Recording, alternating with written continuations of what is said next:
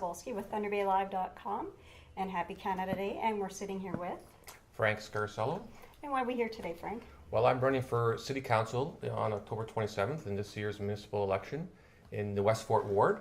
Right on. So okay. Thank you. First of all, happy Canada Day to everyone. Thank you. And thank you for inviting me today. Absolutely. To for this interview. So basically, I'll just tell you a little bit about myself. Awesome. Who I am and why I'm running. And basically, I'm a lifelong resident in Thunder Bay. I sort of have the unique experience of living about half of my life on the north side or Port Arthur side of town, growing up there. And then when I got married, I moved to the south side of town, into Westfort. And I've been there for the last 22 years. Just love the area. So I'm a sort of a dual citizen of Thunder Bay. But born and raised here, except for 4 years. I went to the University of Alberta. But prior to that, I attended Confederation College. I have a business diploma from Confederation College. Okay. I went on to the University of Alberta, where I have a Bachelor of Arts degree, majoring in economics and political science. So it's a good background for politics, I think.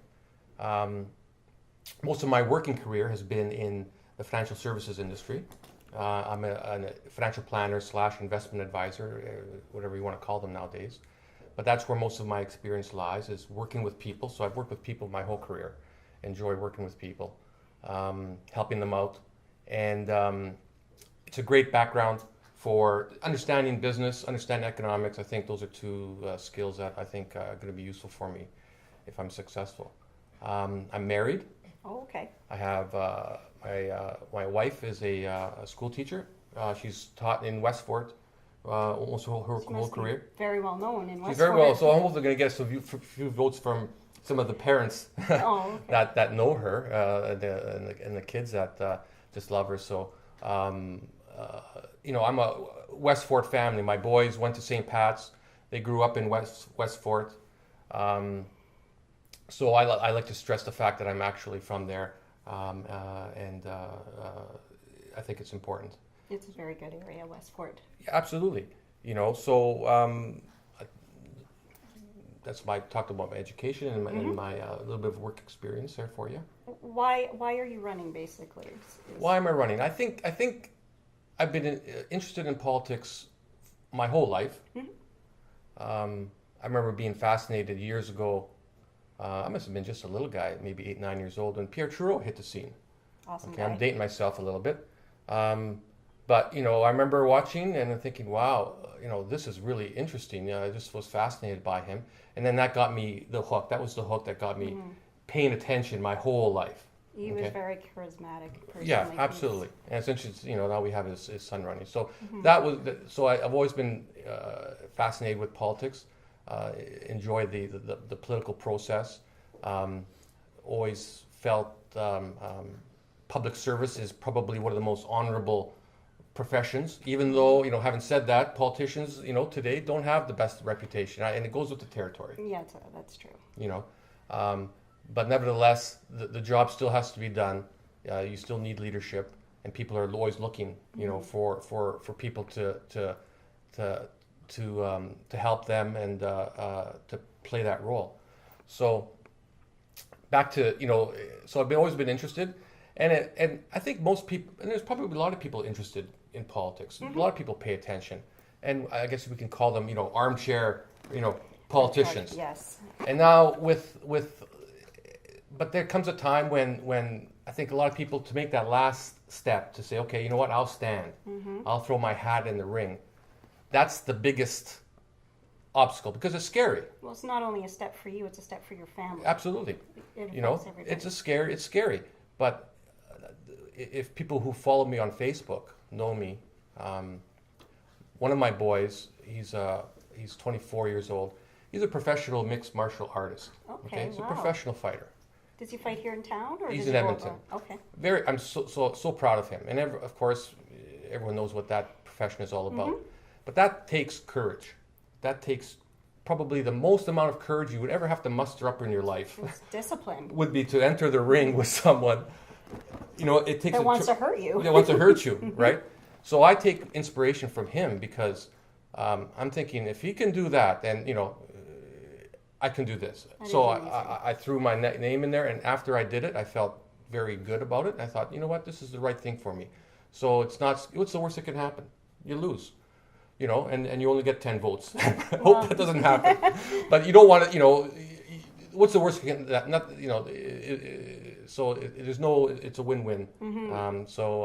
I encourage other people who are thinking about getting into politics, get over that fear of throwing your hat in the ring. Once you get over it, you'll see that it's quite easy. Well, with Westfort also comes a few problems, just like with Port Arthur comes a few problems. Absolutely. With the event center.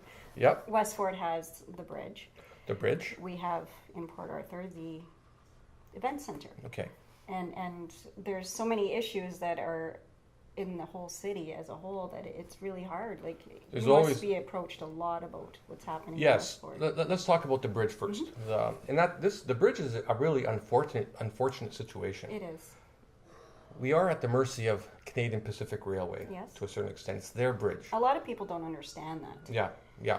It's their bridge, and they have a legal requirement, which is playing out. We'll see what happens. But, if the best case scenario would be they say, you know what, we need to build a new bridge. CP pays for it. We've got brand new bridge. Everyone's happy. We're, fantastic. Or they repair it. But I think or they say we don't need to do anything. And that would be the worst situation, because then what do? Either the city pays for it, Fort William First Nations pays for it, or perhaps maybe all three of us. So there's lots of different scenarios. I was at a ward meeting the other night. People are puzzled. They're saying, why is a 1,500 ton or maybe 15,000 ton train able to go across there?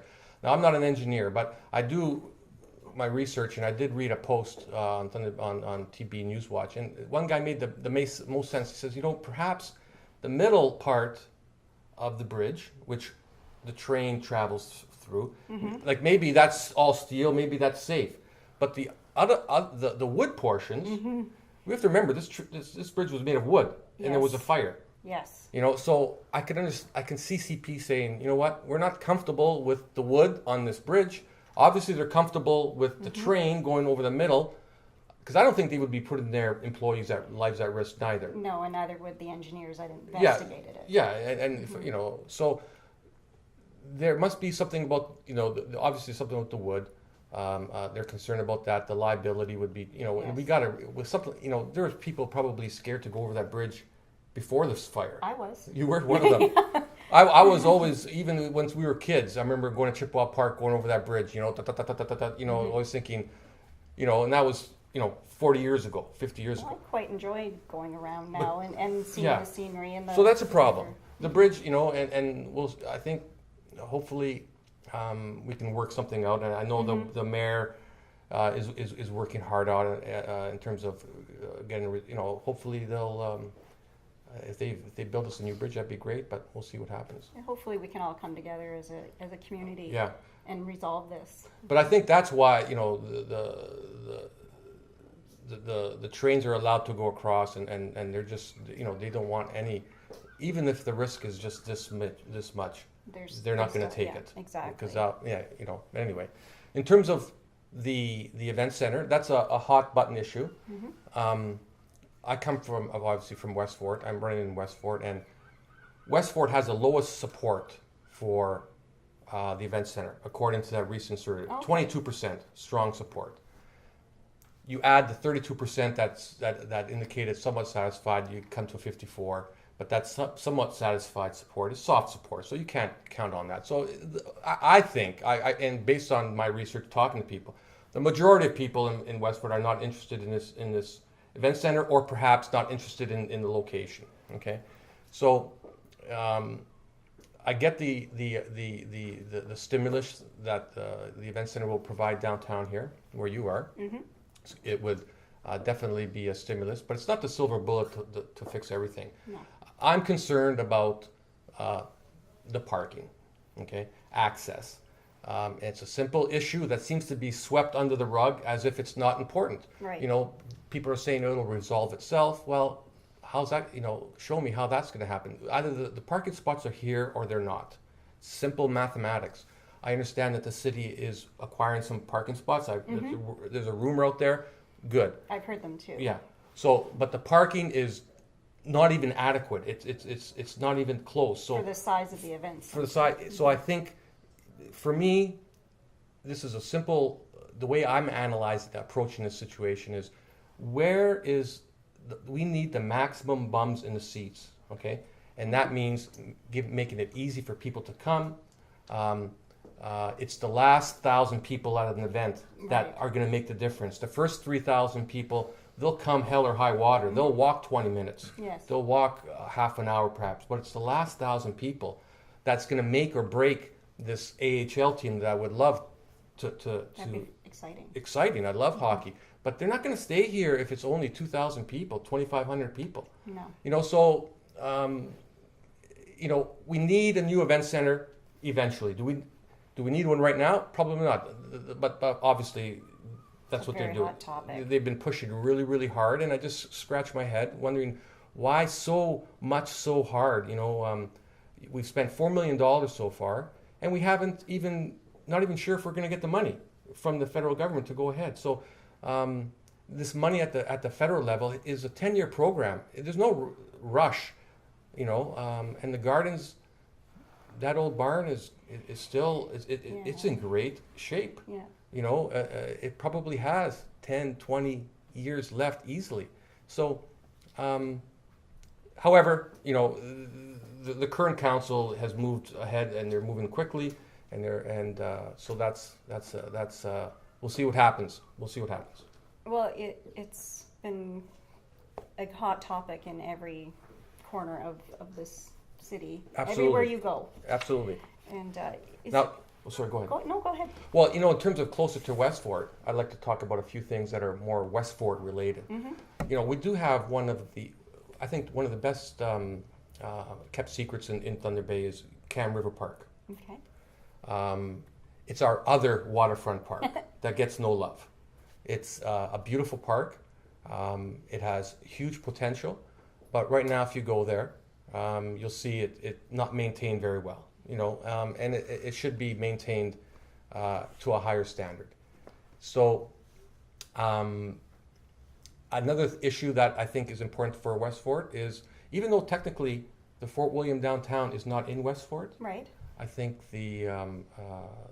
I think still people in Westfort are interested in reviving or restoring the Fort William to its sort of former status, which was a vibrant downtown. And there's a couple of ideas out there from a developer, Mr. Habib, who has a vision that we should take a look at. So those are a couple of Westfort items that I wanted to address. But more importantly, I'd like to say that I think the city council has to listen to the people. And it just has strayed away from that over the past little while.